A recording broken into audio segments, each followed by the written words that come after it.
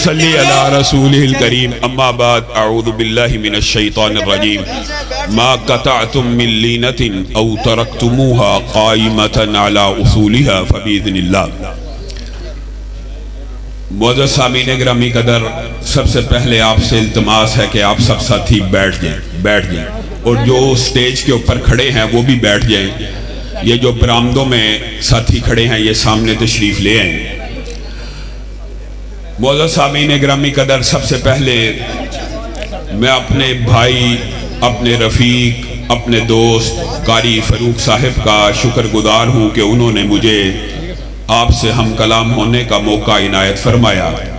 کئی رشتے، کئی تعلق داریاں ایسی ہوتی ہیں کہ دین کی بنیاد کے اوپر، اسلام کی بنیاد کے اوپر میرا جو قاری صاحب کے ساتھ تعلق ہے وہ اللہ کے فضل و کرم سے بھائیوں جیسا ہے، بلکہ بھائیوں سے بڑھ کر ہے۔ اور کئی تعلق ایسے ہوتے ہیں کہ انسان صرف اسلامی بھائی ہونے کے باوجود سگے بھائیوں جیسا ہوتا ہے۔ میرے دائیں اور بائیں اس وقت جو دو احباب بیٹھے ہیں میرے دل کے بڑے قریب ہیں، میرے بھائیوں جیسے ہیں، اور شاید اسلامی رشتے کی، اخوت کی محبت اور چاشنی میں ان دونوں کے رشتوں نے سگے بھائیوں جیسے رشتوں کا احساس دلوایا ہے۔ میں آپ نوجوانوں کے ہموں، تنتنوں اور ولولوں کا بھی شکر گزار ہوں، اور اکثر میں یہ بات سوچا کرتا ہوں کہ یہ دین اسلام جس وقت شروع ہوا، جس ہستی کا ہم نام لیتے ہیں، جس نبی کے دین کا دفاع کرتے ہیں، وہ نبی، اس میں تھوڑی سی شرل ہے وہ کم کریں، جس نبی کا نام لیتے ہیں، جس کے دین کا دفاع کرتے ہیں، اس نبی نے جب طائف کی وادی میں قدم رکھا تھا تو چہرہ بھی لہو رنگ تھا اور پاؤں بھی لہو رنگ، اور جوتوں کے ساتھ پاؤں لہو کی زیادتی کی وجہ سے چپک جا رہے تھے۔ آج ہم نے اس نبی کا صرف کلمہ پڑھا، اس کے دین کے جھنڈوں کو اٹھاتے ہیں، جہاں جاتے ہیں لوگ پھولوں کی پتیوں سے استقبال کرتے ہیں، آنکھوں کو بچھاتے ہیں، دلوں کو نشاور کرتے ہیں۔ یہ اس نبی کا تعلق ہے ہمارے ساتھ جو رسول اللہ صلی اللہ علیہ وسلم کی دین کی بات کرنے والوں کے سامنے آپ پلکوں کو بچھاتے ہیں۔ اس نبی نے کتنی شدت کے ساتھ اور کتنے مظالم کو برداشت کر کے یہ دین آپ تک پہنچایا۔ آج پروگرام تقریب بخاری میں آپ کے سامنے چند گزارشات کر کے پھر میں انشاءاللہ تحریک کے حوالے سے بھی چند گزارشات آپ کے سامنے رکھوں گا۔ سب سے پہلی بات جو آپ نے سمجھنی ہے وہ یہ ہے کہ ہمارے معاشرے میں ایک غلط العام ہے، اور اس غلط العام میں ایک بہت بڑا ذمہ علماء کے طبقے کا بھی موجود ہے۔ ہم یہ سمجھتے ہیں دین کس کا نام ہے؟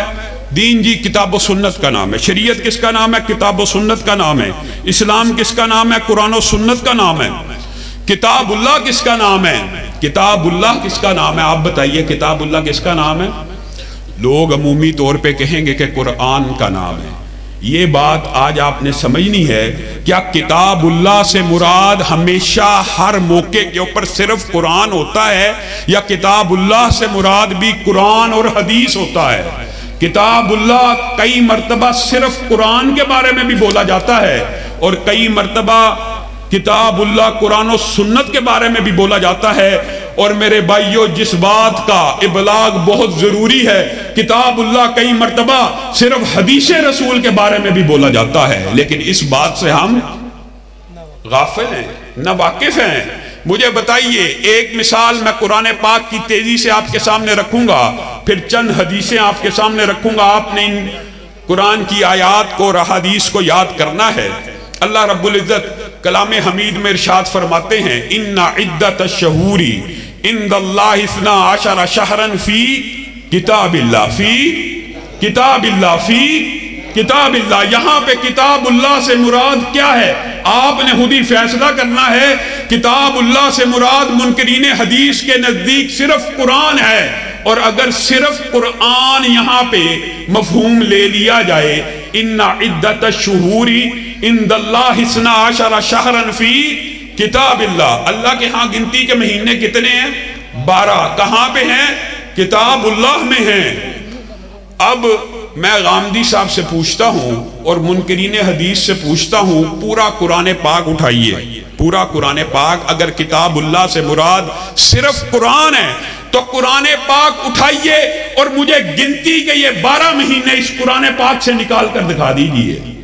اللہ رب العزت نے یہاں پر بس نہیں کیا، منہا اربعۃ حرم، ان میں سے 4 حرمت والے ہیں۔ کہاں پہ ہیں؟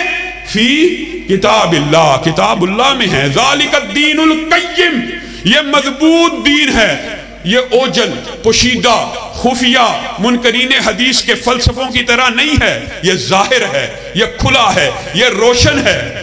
بتائیے دنیا کے ہر منکر حدیث سے، ہر غامدی کے ماننے والے سے آپ پوچھ لیجئے کتاب اللہ سے مراد اگر صرف قرآن پاک ہے تو ہمیں یہ 12 مہینے قرآن پاک سے نکال کر دکھا دیجئے۔ جواب میں کیا کہیں گے؟ ہاں یہاں پر قرآن پاک میں 12 مہینوں کے نام تو نہیں ہے، رمضان کا ذکر تو مل جائے گا، حج کے بعد مہینوں کا ذکر تو مل جائے گا، لیکن 12 کے 12 مہینوں کا ذکر نہیں ملے گا۔ کہاں سے ملے گا؟ تاریخ سے مل جائے گا۔ منکر حدیث کیا کہے گا؟ تاریخ سے مل جائے گا۔ اللہ تعالیٰ کہہ رہا ہے وہ گنتی کے 12 مہینے کتاب اللہ میں ہیں۔ اگر حدیث کو کتاب اللہ مان لو گے اور حدیث کو اور قرآن کو ملا کے کتاب اللہ مان لو گے، اللہ کی قسم تمہیں 12 کے 12 مہینے ترتیب سے بھی مل جائیں گے اور حرمت کے 4 مہینوں کا حکم بھی مل جائے گا اور ان کے نام بھی مل جائیں گے۔ لیکن اگر حدیث کو قرآن سے علیحدہ کرو گے تو دیکھو کیسا عقل کے اوپر پردہ۔ تاریخ کے اوپر تو ایمان لاتے ہیں منکرین حدیث، لیکن حدیث کا انکار کر دیتے ہیں۔ تاریخ کا اقرار، حدیث کا انکار۔ ایک قرآن پاک کی مثال آپ کے سامنے رکھی، یہاں پہ کتاب اللہ سے مراد قرآن و سنت ہے، یہاں پہ کتاب اللہ سے مراد قرآن و سنت ہے۔ اگر قرآن اور سنت کو، قرآن اور حدیث کو اکٹھا کر لو گے، گنتی کے 12 مہینے بھی مل جائیں گے، حرمت کے 4 مہینے بھی مل جائیں گے۔ آگے آئیے، ایک مثال حدیث سے آپ کے سامنے رکھتا ہوں۔ ایک قافلہ رسول اللہ صلی اللہ علیہ وسلم کی بارگاہ میں حاضر ہوا، اور تیزی سے آپ کے سامنے رکھتا ہوں تاکہ بات کا ابلاغ مکمل ہو جائے۔ جیسے قاری صاحب نے آپ کو کہا تھا آگے ایک پروگرام ہے، وہ ساتھی بھی انتظار کر رہے ہیں اور فاصلہ طویل ہے۔ وہ قافلہ رسول اللہ کی بارگاہ میں آیا اور آ کے کہنے لگا اقضی بیننا بکتاب اللہ، اے اللہ کے رسول ہمارے درمیان فیصلہ کیجئے۔ کہاں سے؟ کتاب اللہ سے۔ ہمارے درمیان فیصلہ کیجئے کہاں سے؟ کتاب اللہ سے۔ رسول اللہ صلی اللہ علیہ وسلم نے کہا لا اقضین بینکما بکتاب اللہ، اور ایک جملہ اس سے قبل کہا۔ اب یہ جو آپ الحمدللہ کئی طلبہ بھی بیٹھے ہیں، آپ اس تاکید کے سیغے کو بھی جانتے ہیں، لیکن رسول اللہ نے ان تاکید کے سیغوں سے پہلے بھی یہ کہا فوالذی نفسی بیدی، فوالذی نفسی بیدی، اس ذات کی قسم جس کے ہاتھ میں محمد کی جان ہے، لَأَقْضِيَنَّ بَيْنَكُمَا بِكِتَابِ اللَّهِ، میں تمہارے درمیان فیصلہ کروں گا۔ کہاں سے؟ کتاب اللہ سے فیصلہ کروں گا۔ اب مقدمہ کیا تھا وہ بھی سمجھ لیجئے۔ ایک غلام نے ایک شادی شدہ عورت سے برائی کا ارتکاب کیا تھا، ایک کنوارے نے ایک شادی شدہ عورت سے برائی کا ارتکاب کیا تھا۔ وہ رسول اللہ کی بارگاہ میں آگے اور کہنے لگے ہمارا فیصلہ کتاب اللہ سے کر دیجئے۔ رسول اللہ قسم کھا کے کہہ رہے ہیں میں کتاب اللہ سے فیصلہ کروں گا۔ منکرین حدیث، غامدی صاحب اور دیگر جتنے بھی گروہ ہیں، ذرا اس ایک حدیث کے اوپر غور کریں، ایک حدیث، ایک واقعے کے اوپر غور کر لیں تو سارے کے سارے انکار حدیث کے فلسفے گر جائیں گے۔ رسول اللہ صلی اللہ علیہ وسلم نے کہا انیس بیٹا جاؤ عورت سے پتہ کرو، برائی کا اقرار کرتی ہے تو اسے سنسار کر دیا جائے۔ عورت نے برائی کا اقرار کر لیا، اس کے اوپر سنسار کی حد کو نافذ کرنے کا رسول اللہ نے فیصلہ کر دیا۔ اس غلام کے بارے میں کہا یہ تو مقدمہ خود لے کے آئے ہیں اس کے قبیلے والے، اس کو 100 کوڑے لگائے جائیں اور اس کو 1 سال کے لیے جلا وطن کر دیا جائے۔ طلبہ کو اس بارے میں اسلامی حدود کا پتہ ہے۔ اس فیصلے میں کتنی شکیں نافذ ہوئیں؟ 3۔ ایک عورت کو سنسار کیا جائے گا، دوسرا اس کو 1 سال کے لیے جلا وطن کیا جائے گا، تیسرا اس کو کوڑے لگائے جائیں گے۔ رسول اللہ نے کیا کہا تھا میں فیصلہ کہاں سے کروں گا؟ کتاب اللہ سے۔ اب یہاں تو غامدی صاحب اور منکرین حدیث جرت کر کے یہ بات کہہ دیں کہ رسول اللہ نے قسم تو کھائی تھی میں فیصلہ کتاب اللہ سے کروں گا، لیکن جب فیصلہ کرنے کی باری آئی تو کتاب اللہ سے باہر بھی کر دیا ہے۔ کسی میں جرات یہ کہہ دے کہ رسول اللہ نے قسم بھی کھائی تھی لیکن فیصلہ کتاب اللہ سے نہیں کیا، تو جواب کیا بنے گا؟ تین شکیں ہیں، ایک سنسار کرنا، ایک شوق کوڑے لگانا، اور ایک سال کے لیے جلا وطن کرنا۔ اٹھائیے پورا قرآن پاک، آپ کو ان تین شکوں میں سے ایک شک تو قرآن پاک میں مل جائے گی 100 کوڑے لگانے والی، باقی 2 شکیں قرآن پاک میں سے نہیں ملیں گی۔ اور اگر کتاب اللہ سے مراد صرف قرآن پاک تھا تو رسول اللہ نے کیا کتاب اللہ سے باہر فیصلہ کر دیا؟ نہیں، رسول اللہ کا فرمان بھی، رسول اللہ کا قول بھی، رسول اللہ کا حدیث بھی سیاق و سباق کے ساتھ کبھی کتاب اللہ کے معنی میں آتا ہے۔ آگے چلیے، یہاں پہ تو آپ کے سامنے 2 مثالیں رکھی کہ جس میں قرآن و سنت کے اوپر کتاب اللہ کا اطلاق ہوتا ہے۔ قرآن اور حدیث ملا لیجئے تو یہ 3 کی 3 شکیں کتاب اللہ سے آپ کو مل جائیں گی۔ قرآن و حدیث ملا لیجئے 12 مہینے کتاب اللہ سے مل جائیں گے۔ آگے ایک مثال اور دے کر اپنی بات کو آگے بڑھاؤں گا، اور یہاں پر کتاب اللہ سے مراد صرف حدیث موجود ہے۔ اسی حدیث کے اندر رسول اللہ صلی اللہ علیہ وسلم کی ایک زوجہ ہے، ان کی ایک سہیلی ہے بریرہ، امی عائشہ کی۔ امی عائشہ نے بریرہ کی سہیلیوں کے کام آ جاتی ہیں۔ امی عائشہ نے بریرہ کو کہا جا مکاتبت کروا لے اپنی آزادی کے لیے، میں تجھے کچھ پیسے دیتی ہوں، تو آزاد ہو جائیں۔ اب یہ ایک لمبا چوڑا فقہی باب ہے۔ بہر وہ بریرہ گئی، انہوں نے لکھوا لیا اور ان سے کہا کہ آپ ہمیں لکھ کے دے دیں، میں آپ کو پیسے دیتی ہوں، آپ مجھے آزاد کر دیں۔ ان کے جو مالک تھے انہوں نے کہا ہم آزاد تو کر دیں گے، آپ کو آزاد کر دیتے ہیں، آپ پیسے دیں ہم آپ کو آزاد کر دیتے ہیں، لیکن ولا کی نسبت ہماری طرف رہے گی۔ ولا یہاں پہ طالب علموں کو پتہ ہے، یہاں پہ ولا سے مراد یہ ہے کہ اگر بریرہ فوت ہو جائیں تو ان کی وراثت کس کو ملے گی؟ دوبارہ مالکوں کو ملے گی۔ مالکوں نے یہ کہا کہ آپ ولا کی نسبت ہماری طرف لکھوا دیجئے۔ یار خاموش ہو جائے بعد میں بانٹ دینا۔ آپ ہمیں پیسے دیں، ہم آپ کو آزادی لکھ دیتے ہیں، لیکن بالفرض آپ فوت ہو جائیں تو آپ کے وارث ہم بنیں گے۔ وارث اصولی طور پہ کس کو بننا چاہیے؟ کس کو بننا چاہیے تھا؟ امی عائشہ کو۔ پیسے کون دے رہا ہے؟ امی عائشہ۔ آزاد کون کروا رہا ہے؟ امی عائشہ آزاد کروا رہی ہے، پیسے امی عائشہ دے رہی ہیں۔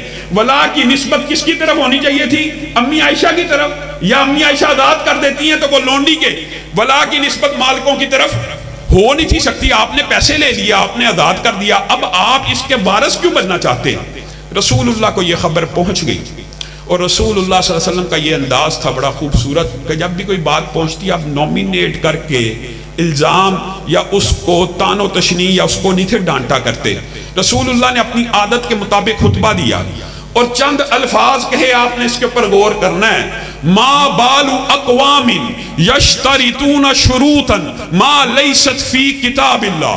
لوگوں کو کیا ہو گیا ہے کہ ایسی شرطیں باندھتے ہیں جو کتاب اللہ میں نہیں ہیں، ایسی شرطیں باندھتے ہیں جو کتاب اللہ میں نہیں ہیں۔ اب آپ نے کل شرط ما لیس فی کتاب اللہ فہو باطل، ہر وہ شرط جو کتاب اللہ میں موجود نہیں ہے وہ کیا ہے؟ باطل ہے۔ والشرط فی کتاب اللہ، یہاں پہ آپ نے غور کرنا ہے، اور کتاب اللہ میں جو شرط ہے وہ یہ ہے، کتاب اللہ میں جو شرط ہے وہ یہ ہے، کیا ہے؟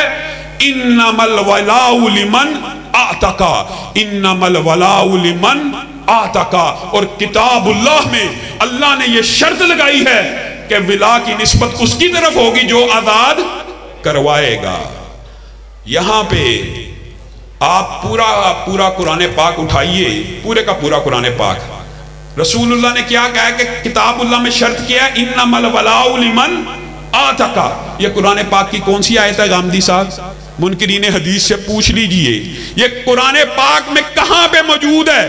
رسول اللہ کہہ رہے ہیں کتاب اللہ میں شرط ہے، اور یہاں پہ کتاب اللہ سے مراد قرآن و حدیث کا مجموعہ بھی نہیں ہے، صرف حدیث رسول صلی اللہ علیہ وسلم ہے، کیونکہ یہاں پہ انما الولاء لمن آتقا صرف حدیث مصطفیٰ سے، قول مصطفیٰ سے اور فرمان مصطفیٰ سے مل جائے گی، یہاں پہ قرآن و حدیث کا مجموعہ بھی مراد نہیں ہے۔ اسی لیے حضرت علی کے پاس ایک شخص آیا اور اس نے آ کے کہا حل عندکم شیء من الوحی ما لیس فی القرآن، کیا آپ کے پاس وحی کی کوئی ایسی قسم ہے یا وحی ہے جو قرآن پاک میں نہ ہو؟ کہا نعم، جی ہاں میرے پاس وحی کا ایک پورے کا پورا صحیفہ موجود ہے، وحی کا پورے کا پورا صحیفہ موجود ہے، وحی کا پورے کا پورا صحیفہ موجود ہے، اس میں وہی کچھ ہے جو رسول اللہ دیت کے باب میں اور دیگر فرائض کے باب میں، وراثت کے باب میں کہتے تھے، وہ میں نوٹ کرتا جاتا تھا۔ اب بتائیے یہاں پہ رکیے، کیا حضرت علی نے اس کو یہ کہا اور تو کیا بات کرتا ہے، قرآن کے علاوہ بھی کوئی چیز وحی ہو سکتی ہے؟ یہ نہیں کہا، بلکہ کہا جی ہاں میرے پاس وحی کا ایک نسخہ موجود ہے جو رسول اللہ لکھوایا کرتے تھے۔ یہی بات اگر ہمیں سمجھ آ جائے کہ رسول اللہ صلی اللہ علیہ وسلم کو جیسے قرآن دیا گیا اسی طرح اس کے مثل یہ حدیث، یہ سنت، یہ قول اور فعل بھی عطا کیا گیا، اور اسی لیے رسول اللہ صلی اللہ علیہ وسلم نے فرمایا تھا ایک وقت آئے گا مسند کے اوپر بیٹھا ہوا، گاؤ تکیے کے اوپر لیٹا ہوا، اور بعض علماء نے اس سے مراد چکڑالوی کو لیا، بعد نے پرویزیوں کو لیا۔ حقیقت میں ہر منکر حدیث کے اوپر رسول اللہ کی یہ پیشین گوئی صادر آتی ہے۔ ایک وقت آئے گا تکیے پہ بیٹھا ہوا ایک شخص کہے گا میرے لیے قرآن کافی ہے، میرے لیے قرآن کافی ہے۔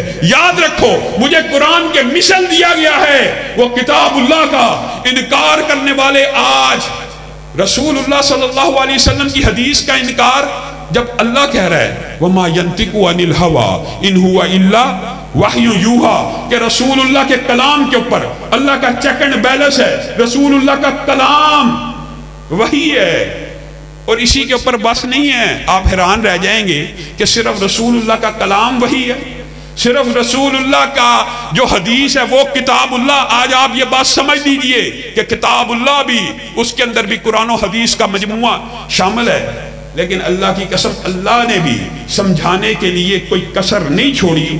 یہ بھی کہہ دیا کہ قول رسول بھی وحی ہے، یہ بھی کہہ دیا حدیث رسول بھی کتاب اللہ ہے، اور یہاں تک کہہ دیا کہ حکم رسول بھی اللہ کا حکم ہے۔ آئیے قرآن پاک اٹھائیے، آپ کو بغیر دلیل کوئی بات نہیں کروں گا، لیکن آپ نے اس آیت کو یاد رکھنا ہے، ما قطعتم من لینة او ترکتموها قائمة على اصولها فبإذن اللہ، فبإذن اللہ۔ آپ نے یہ لفظ اس آیت میں سے یاد کرنا ہے۔ سورۃ حشر کا سارا واقعہ آپ کے سامنے وہ قبیلے کا آپ کے ذہن میں آ جانا چاہیے۔ رسول اللہ صلی اللہ علیہ وسلم نے جب محاصرہ کیا تو کہا یہ کھجور کے درخت کاٹ دو، یہ چھوڑ دو، یہ جاڑی کاٹ دو، یہ چھوڑ دو۔ رسول اللہ نے کن کو حکم دیا؟ صحابہ کو۔ کیا حکم دیا؟ یہ کاٹ دو اور یہ چھوڑ دو، یہ کاٹ دو اور یہ چھوڑ دو۔ یعنی رسول اللہ بعض کو کٹوا رہے ہیں اور بعض کو چھڑوا رہے ہیں۔ یہودیوں کے دل میں فتنہ تو پہلے سے موجود تھا، انہوں نے صحابہ کے دلوں میں ایک اشکال ڈالنا شروع کیا، یہ کیسا رسول ہے، یہ کیسا پیغمبر ہے، درختوں کو کاٹتا ہے۔ درختوں کو کاٹنے کی تو اسلام میں اجازت ہی موجود نہیں ہے۔ آپ کے دین اور مذہب اس طرح کے اشکالات ڈالنے کی کوشش کی۔ جب یہ اشکالات انہوں نے ڈالنے کی کوشش کی تو اللہ رب العزت نے آسمان سے ان آیتوں کو نازل کرنا شروع کر دیا۔ ما قطعتم من لینة او ترکتموها قائمة على اصولها فبإذن اللہ۔ اور اللہ کے نبی کے صحابہ، نہیں تم نے کاٹے، نہیں تم نے چھوڑے کوئی درخت، جھاڑی، کوئی بھی ایسی چیز جس کو تم نے کاٹا اور جس کو تم نے چھوڑا وہ کس کے حکم سے تھا؟ اللہ کے حکم سے تھا۔ حکم تو رسول اللہ نے دیا تھا، حکم تو رسول اللہ نے صحابہ کو دیا تھا۔ اللہ کا حکم کہاں پہ ہے قرآن پاک کے اندر کہ کاٹو؟ یہ ذکر تو آپ کو مل جائے گا گامدی صاحب، یہ ذکر تو آپ کو قرآن پاک میں مل جائے گا۔ آپ کہتے ہیں سارے احکامات قرآن پاک کے اندر موجود ہیں۔ ہر منکر حدیث یہ دعویٰ کرتا ہے اوامر اور نواہی قرآن پاک کے اندر موجود ہیں۔ پورا قرآن پاک اٹھائیے، قرآن ہی سے ان کو یہ دلیل پیش کیجئے کہ یہاں پہ یہ بات تو مل گئی کہ نہیں تم نے کاٹے تھے اور نہیں تم نے چھوڑے تھے۔ یہ حکم کہاں پہ موجود ہے کہ تم کاٹو اور تم چھوڑو؟ پورے قرآن سے یہ حکم نہیں ملے گا۔ کہاں سے ملے گا؟ رسول اللہ کی حدیث سے ملے گا۔ اور اسی حکم کو اللہ کیا کہہ رہا ہے؟ میرا حکم ہے۔ اور اسی پر بس نہیں ہے، اس کی مثالیں بھی متعدد ہیں۔ امرتو ان اسجد، اب یہاں پہ آپ یہ ذرا غور کیجئے، آج جو سجدے کی کیفیت ہے، منکرین حدیث اور غامدی وغیرہ اب اس کے لیے ایک حجت پیش کرتے ہیں، یہ تواتر عملی ہے، یہ جو کیفیت ہے۔ آپ قرآن پاک اٹھائیے، کئی جگہ آپ حیران رہ جائیں گے، وَاسْجُدِي وَارْكَعِي، سجدے کا حکم پہلے ہے رکوع سے، اور ہم رکوع پہلے کرتے ہیں کہ سجدہ؟ رکوع پہلے کرتے ہیں، سجدہ بعد میں کرتے ہیں۔ قرآن پاک میں تو سجدہ پہلے ہے۔ یہ جو آج سجدے کی کیفیت ہے، یہاں پہ آپ ذرا غور کرنا، امرتو رسول اللہ کہہ رہے ہیں میں حکم دیا گیا ہوں ان اسجد علی سبعۃ اعظم۔ طالب علم ماشاءاللہ ساتھ ساتھ پڑھ رہے ہیں۔ اللہ تعالیٰ اس مدرسے کو، اس دین کے ادارے کو قیامت کی دیواروں تک قائم رکھے۔ میرے بھائی کو اللہ تعالیٰ ان کی نیکیوں میں اضافہ کرے۔ دیکھیے، ان اسجد علی سبعۃ اعظم، میں محمد صلی اللہ علیہ وسلم حکم دیا گیا ہوں کہ میں سجدہ کروں 7 ہڈیوں کے اوپر۔ اب آپ بتائیے قرآن پاک کی کون سی آیت ہے؟ اگر حکم صرف اور صرف قرآن پاک کے اندر اوامر ہیں، کیا رسول اللہ کو کسی کی جرت ہے حکم دے سکے اللہ کے علاوہ؟ اللہ کے علاوہ کوئی رسول اللہ کو حکم دے سکتا؟ کوئی نہیں دے سکتا۔ اسی طرح صرف اوامر کی بات نہیں ہے، دوسری حدیث میں سن لیجئے، نُہِیتُ ان اقرأ القرآن راکعا او ساجدا، میں منع کیا گیا ہوں۔ رسول اللہ کو کون منع کر سکتا ہے؟ اللہ کے علاوہ کوئی منع کر سکتا ہے؟ وہ جو نہیں کا حکم ہے کہ میں منع کیا گیا ہوں کہ میں رکوع اور سجدے میں قرآن پاک کی تلاوت کروں، یہ حکم قرآن پاک سے اٹھا کے دکھا دے۔ تو یہ وہ فلسفہ، یہ جو میں تو یہ بات سمجھتا ہوں صدق کے دل سے، یہ ایک بڑا لمبا چوڑا موضوع ہے، میں صدق کے دل سے یہ بات سمجھتا ہوں کہ آج پوری دنیا میں جتنے فتنے ہیں ان کی بنیاد انکار حدیث ہے، سابقہ بھی، موجودہ بھی، آئندہ بھی، حتیٰ کہ یہ جو الہاد، ایتھیزم آج آپ کو نظر آ رہا ہے، اس کی بنیاد بھی انکار حدیث ہے۔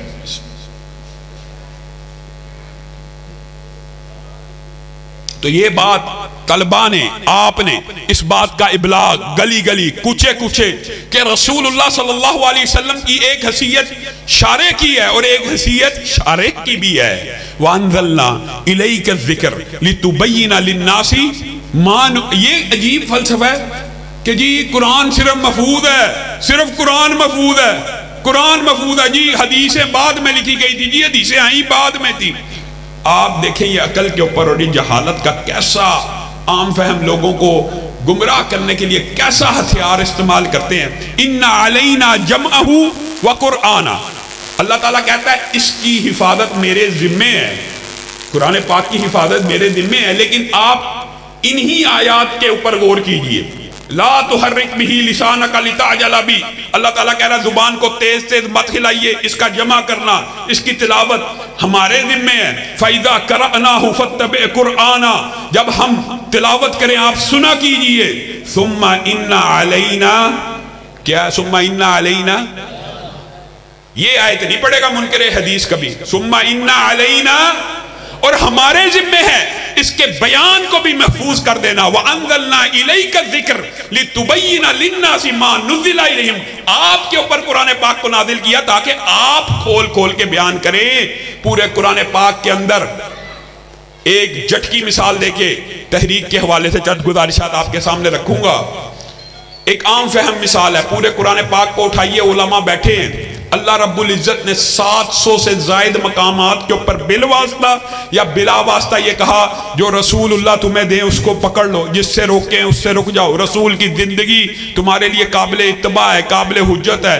جو مجھ سے محبت کرتا ہے، رسول اللہ سے محبت کرتا ہے، مجھ سے محبت کرتا ہے۔ جو رسول اللہ کی اطاعت کرتا ہے وہ اللہ کی اطاعت کرتا ہے۔ یہ ساری آیتیں آپ نے علماء سے سنی ہوئی ہیں۔ اور انتہا اور نچوڑ کیا ہے؟ لقد کان لکم فی رسول اللہ اسوہ، تمہارے لیے رسول اللہ کی زندگی نمونہ ہے، تمہارے لیے رسول اللہ کی زندگی نمونہ ہے۔ رسول اللہ کی صبح نمونہ، شام نمونہ، دوپہر نمونہ، نشست، برخاست، تقریر، قول، عمل، اٹھنا، بیٹھنا، تلاوت کرنا، نماز پڑھنا، روزے رکھنا، سارے کا سارا کس کا نمونہ ہے؟ رسول اللہ کی زندگی نمونہ ہے۔ اب آپ منکرین حدیث سے پوچھئے کہ آپ کی عقل کے اوپر کیسا پردہ ہے کہ جس نبی اور جس پیغمبر اور جس رسول کی زندگی نمونہ ہے وہ نمونہ ہی محفوظ نہیں ہے، وہ نمونہ ہی محفوظ نہیں ہے۔ عام فہم بات ہے، آپ کسی دردی کو کہیں فون کر کے کہ میرا سوٹ سی دو سیمپل کے مطابق، نمونے کے مطابق، اگلے دن پھر فون کریں، اگلے دن پھر فون کریں۔ قرآن پاک میں 700 مقامات ہیں بالواسطہ یا بلا واسطہ رسول اللہ کی اتباع اور پیروی کے۔ آپ 10ویں دفعہ فون کریں گے نا، وہ کہے گا یار تو کیسا بے وقوف آدمی ہے، مجھے سیمپل دیا نہیں اور تو کہتا ہے سیمپل کے مطابق سی دو۔ معاذ اللہ، آپ اللہ کے بارے میں یہ گمان کرتے ہیں کہ اللہ تعالیٰ رسول اللہ کی پوری زندگی آپ کو کہتے ہیں کہ نمونہ ہے، اور پھر اس نمونے کے مطابق ان کی زندگی کو محفوظ کر کے آپ کو دیا ہی نہیں۔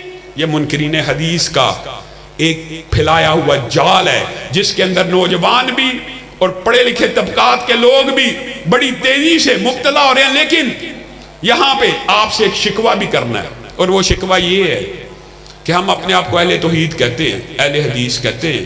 ہم کہتے ہیں جی حدیث رسول آ جائے، قول رسول آ جائے، فرمان رسول آ جائے، ہماری آنکھیں جھک جائیں گی، ہم مان لیں گے۔ لیکن حقیقت بات یہ ہے اور علمی ہے، اللہ کی قسم ہم نے بھی رسول اللہ کی ذات کو صرف مسجد اور منبر کا امام تو مانا ہے، بازار اور معاشرے کا امام نہیں مانا۔ آپ اور میں کہنے کو اہل حدیث ہیں کہ حدیث رسول آ گئی، آنکھیں بند ہوں گی، عمل فوری ہوگا۔ لیکن آپ کا اور میرا عقیدہ کیا ہے؟ آپ کا اور میرا منہج کیا ہے؟ آج کا منہج کہہ رہا ہوں، آج علماء موجود ہے، بعد میں پوچھ لیجئے گا۔ آج ہمارا منہج یہ ہے کہ رسول اللہ مسجد کے منبر کے امام تو ہیں، سیاست کے امام نہیں ہیں، ریاست کے امام نہیں ہیں، عدالت کے امام نہیں ہیں، معاشرت کے امام نہیں ہیں۔ رسول اللہ صلی اللہ علیہ وسلم نے کہا تھا بنی اسرائیل کے اندر ایک نبی جاتا، دوسرا نبی اس کا سیاسی وارث بھی ہو جاتا تھا، اور میری امت میں نبی نہیں آئے گا، میری امت میں نبی نہیں آئے گا، لیکن میری امت میں علماء آئیں گے۔ نبی تو نہیں آئے گا لیکن علماء آئے ہوں گے، وہ میرے کیا حدیث بچوں؟ ہاں، وہ میرے وارث ہوں گے، علماء میرے وارث ہوں گے، علماء میرے، وہ وارث کس کے ہوں گے؟ اب مجھے بتائیے، وہ وارث صرف منبر رسول کے ہوں گے کہ سیاست رسول کے بھی ہوں گے؟ وہ وارث صرف منبر رسول کے ہوں گے کہ معاملات اور معاشرت رسول کے بھی ہوں گے؟ ہمارا حال بھی وہ شعیب علیہ السلام کی قوم جیسا ہے کہ اپنی نمازوں کو مسجد تک محدود رکھ دو، بازار میں آئے گی، ہمارے مالوں کو نشو نما سے روکتی ہے، تیری نماز ہے شعیب، ہمارے مالوں کو بڑھوتری سے روکتی ہے، اپنی نماز کو مسجد تک محدود کر دے۔ آج سرمایہ دارانہ نظام نے آپ کو یہی مغالطہ ڈالا ہوا، بعین وہی جو اللہ نے قرآن میں پہلے بیان کر دیا، وہی مغالطہ آپ کو ڈال دیا۔ او مولوی، او عالم دین، اس کا سیاست سے کیا کام ہے؟ سیاست کس کا کام ہے؟ سیاست کی چور کا کام ہے، لٹیرے کا کام ہے، وڈیرے کا کام ہے، جگیردار کا کام ہے۔ عقل کے اوپر کیسا سرمایہ دارانہ نظام نے پردہ ڈال دیا۔ رسول اللہ صلی اللہ علیہ وسلم دنیا سے گئے، کس کو مصلی کا امام بنا کر گئے ہیں؟ حضرت ابو بکر کو۔ ابو بکر کیا صرف مصلی کے امام تھے کہ ریاست کے امام بھی تھے؟ سیاست کے امام بھی تھے کہ صرف مصلی کے امام تھے؟ عدالت کے امام بھی تھے کہ صرف مصلی کے امام تھے؟ آپ کو یہ مغالطہ ڈالا ہوا، آپ کو تخت رسول کی اہمیت اور اس کا ادراک آپ سے چھیننے کے لیے آپ کو صرف یہ پڑھایا گیا کہ منبر رسول کا وارث عالم ہو سکتا ہے، تخت رسول کا، خلافت رسول کا، سیاست رسول کا، عدالت رسول کا، ریاست رسول کا منبر چور ہوگا، وڈیرا ہوگا، لٹیرا ہوگا، جگیردار ہوگا، زانی ہوگا، شرابی ہوگا۔ آپ کون ہے جی؟ جی میں پی ٹی آئی کا بندہ ہوں۔ آپ کون ہے جی؟ میں جی نون لیگ کا بندہ ہوں۔ اللہ کے بندے کہاں ہیں؟ نظام مصطفیٰ کے لیے کھڑے ہونے والے لوگ کہاں ہیں؟ یہ ہماری جو سیاست اسلامی ریاست ہے، جو ہمارے نعرے تھے کہ نہ نون نہ جنون، رب کی دھرتی رب کا قانون، وہ نعرہ اٹھانے والا کون آئے گا؟ اللہ کی قسم آج ہو سکتا ہے یہ بات آپ کو نقار خانے میں توتی کی آواز لگے، لیکن ایک وقت آئے گا آپ کو اس مشن کی طرف، اس منہج کی طرف، اس اقامت دین کے فلسفے کی طرف بڑھنا ہوگا۔ وجہ بھی سن لیجئے، دکھ ہوتا ہے جلسوں میں جاتے ہیں، ہزاروں افراد بیٹھے ہوتے ہیں، ہزاروں، الحمدللہ آپ بھی سینکڑوں افراد بیٹھے ہوئے، لیکن ایمانداری سے بتائیے کیا اہل اسلام جمیع کہہ لیجئے، جو بندی بریلوی اہل حدیث ملا لیجئے، کیا اسلام کی بنیاد کے اوپر پنجاب کے اندر ایک آپ نے اہل حدیث کا اگر کہیں تو یہ تو مرثیہ ہے، کیا ایک ایم این اے کی سیٹ بھی ہم جیت سکتے ہیں اہل حدیث کی بنیاد کے اوپر؟ اہل حدیث تو دور کی بات ہے، اہل اسلام کی بنیاد کے اوپر بھی نہیں جیت سکتے، دینی جماعت کے نام کے اوپر بھی نہیں جیت سکتے۔ ایم این اے تو بڑی دور کی بات ہے، کیا ایم پی اے کی سیٹ جیت سکتے ہیں؟ ایم پی اے کی سیٹ تو بڑی دور کی بات ہے، 75 برس ہو گیا پاکستان کو بنے ہوئے، ایک یونین کونسل ہم نہیں جیت سکتے۔ حالانکہ آپ جتنے بیٹھے ہیں نا، جتنے آپ بیٹھے ہیں، اللہ کی قسم اس مشن سے ہم آہنگ ہو جائیں، اس نظریے سے متفق ہو جائیں، تو آپ کو ان چوروں لٹیروں جگیرداروں کے ترلے اور منتیں کرنے کی ضرورت ہی پیش نہیں آئے گی۔ آپ 3,3500 ووٹ ایک یونین کونسل کے اندر گرد و نواح سے منتقل کرا کے اپنے ہی لوگوں کو الیکشن جتوا سکتے ہیں، لیکن یہ بات آپ کو اس لیے عجیب لگے گی کہ سرمایہ درانہ نظام نے، جگیردارانہ نظام نے، ان وڈیروں نے، ان سیاستدانوں نے آپ کو گلی نالے تھانے کوٹ کچہری کی سیاست سے پاک ہی نہیں ہونے دیا۔ آپ کو یہ سمجھایا گیا جی مولوی صاحب کو سیاست میں حصہ نہیں لینا چاہیے، مولوی صاحب کو سیاسی گفتگو ممبر رسول کے اوپر نہیں کرنی چاہیے، یہ فلسفہ باطل ہے۔ ایمانداری سے بتائیے، ایمانداری سے آپ مسجد کے اندر جب نماز پڑھتے ہیں، امام جو ہوتا ہے وہ عالم دین نہ بھی ہو، وہ آگے کھڑا ہوتا ہے کہ پیچھے کھڑا ہوتا ہے؟ آگے کھڑا ہوتا ہے۔ لیکن یہ جو ماں باپ ہیں، ہمارے دینی دوست اور ساتھی ہیں، کیا ہمارے مدرسوں میں بچوں کو اس لیے پڑھنے بھیجتے ہیں کہ 8 سال پڑھ کے درس بخاری سیکھ کے، درس بخاری، درس قرآن، دین کا علم پورے کا پورا حاصل کر کے مدرسے سے باہر نکلے اور کہیں نواز شریف زندہ باد، عمران خان زندہ باد؟ کیا آپ بچوں کو مدرسوں میں اس لیے داخل کرواتے ہیں کہ ان سیکولر اور لبرل حکمرانوں کے لیے زندہ باد کے نعرے لگائے جائیں؟ اسلام زندہ باد، نظام مصطفیٰ زندہ باد کے نعرے کون لگائے گا؟ اگر آپ نے اور میں نے بھی نہیں لگانے تو پھر ہم انتظار کریں۔ نعرہ تکبیر، نعرہ تکبیر، حافظ شام صاحب قدم بڑھاؤ، حافظ شام صاحب قدم بڑھاؤ۔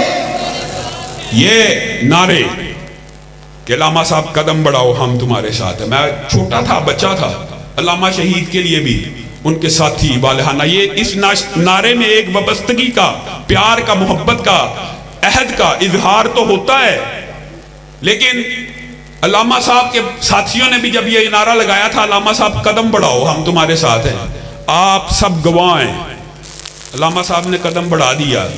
کہاں گئے تمہارے نعرے؟ کہاں گئے تمہارے وعدے؟ کہاں گئی تمہاری قسمیں؟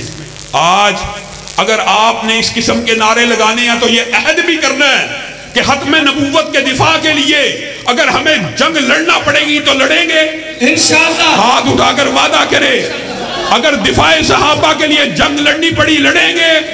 اسی لیے علامہ شہید نے کہا تھا، ناقدو وقت کی رفتار بدلنے کے لیے میں نے مجبور زبانوں کو نوا بخشی ہے، کج کلاہوں کی رعونت کا اڑایا ہے مزاج، میں نے تاریخ کے چہرے کو ضیاء بخشی ہے۔ اور انہی کی ترجمانی کرتے ہوئے میں یہ کہنا چاہتا ہوں اللہ کے فضل و کرم سے کہ دار و رسن کی گود کے پالے ہوئے ہیں ہم، سانچے میں مشکلات کے ڈھالے ہوئے ہیں ہم، وہ دولت جنو کے زمانے سے اٹھ گئی، اس دولت جنو کو سنبھالے ہوئے ہیں ہم۔ میرے ساتھیوں، اگر تم لوگ اللہ کی قسم صرف یہاں پہ جو جمع ہو، اگر میرا ساتھ دو، چند رجال درکار ہوتے ہیں تحریکوں کو کامیاب کرنے کے لیے، چند افراد کے ہم ہموں کی तन तनों की और वलवलों की जरूरत होती है। तुम मेरा साथ देने के लिए तैयार हो? और फिर याद रखना,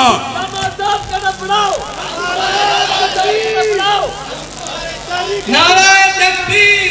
ना जुनून, ना नून, ना जुनून, रब की धरती, रब का कानून। ना जुनून, ना नून, ना जुनून, रब की धरती, रब का ना नून, ना जुनून, रब की धरती, रब का कानून। रब का निजाम चलाने के लिए ये बेशुमार तहरीक के तहत कहीं उलमा का दिफा है, कहीं तहरीक तहफ़्फ़ुज़ हरमैन शरीफैन है, कहीं उलमा की कमेटी है, और कहीं शोबा असातिज़ा है, कई मदारस का दिफा है।